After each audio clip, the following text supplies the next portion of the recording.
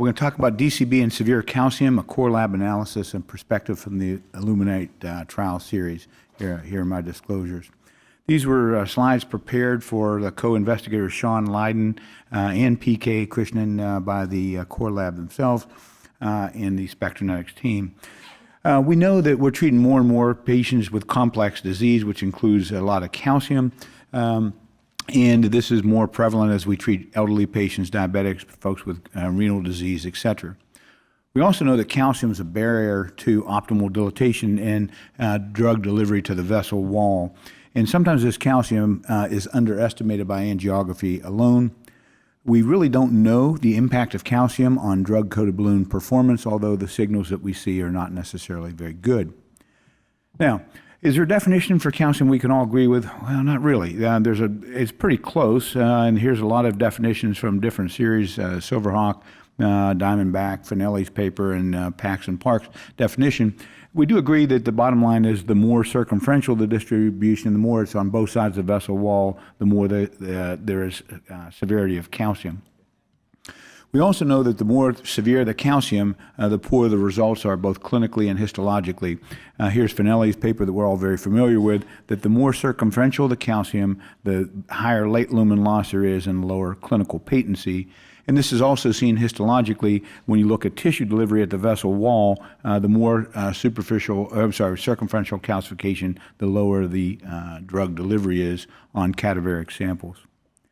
So the purpose of this study was to assess the impact of severe calcium on 12-month outcome after treatment with DCBs, in this case the Stellarex DCB. This is a post hoc analysis of a large patient subset, 571 patients treated with a Stellarex balloon, and it's a pooled analysis from two prospective series. One was ILLUMENATE Global, which we'll look at, which was a single-arm treatment group with the Stellarex balloon, and the other was DCB-treated folks in the randomized ILLUMENATE pivotal trial.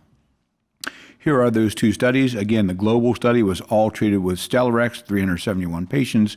In the pivotal trial, remember, it was a 2-to-1 randomization, so of the 300, 200 of them were included in this analysis. This was a claudicant population, Rutherford 2 through 4, and the primary safety endpoint was freedom from major death or event related to the procedure or device at 30 days, and freedom from major target limb amputation or TLR clinically driven at 1 year. And the efficacy endpoint was primary patency and from freedom from TLR at 1 month. I'm sorry, 1 year. Now, this was all core lab adjudicated prospectively, and what you can see is from that series, they had 41.8% that the core lab felt had met the definition for severe calcium. Of those, 87% met the PAX grade 4 definition of significant bilateral calcification, which was longer. So a significant number of those patients met the definition for calcium. If you looked at the baseline characteristics, comparing those with severe calcium to those with not so severe calcium, you can see that the folks who had the severe calcium tended to be older, have more hypertension, dyslipidemia, and diabetes, and they also tended to have more prior coronary revascularization.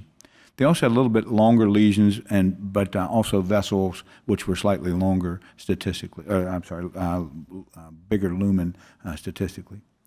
If you looked at the procedural characteristics, they're fairly well matched. You did require a little bit more pressure or inflation time for pre-dilatation if you had severe calcium. And at the end of it, you had a little bit more residual stenosis when you had severe calcium. Somewhat surprisingly, is that you did not have more dissection or bailout stenting with severe calcium in this series or this comparison. If you look at 12-month outcome comparing those with severe calcium to non-severe calcium, mainly driven by TLR, all TLR, clinically driven TLR, was the same in the two groups. And when you added that to the freedom from primary endpoint, which included these major events, again, they were equally distributed clinical major events at 1 year.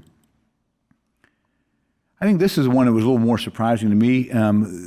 Kudos to the Stellarex folks for demanding the 1 year primary patency definition by duplex. And when you added primary patency by duplex and freedom from clinically driven TLR, at 1 year, there was no significant difference in those who had severe calcium by core lab adjudication to those who did not have severe calcification in the core lab.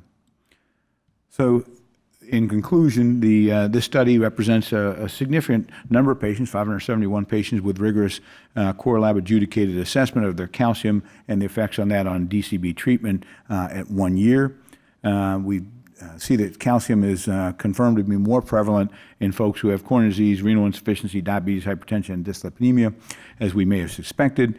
We found that if you could adequately pre-dilate these calcified lesions, you could achieve similar outcomes in patients with severe calcium to those who did not have severe calcium in this analysis. Thank you very much for your attention.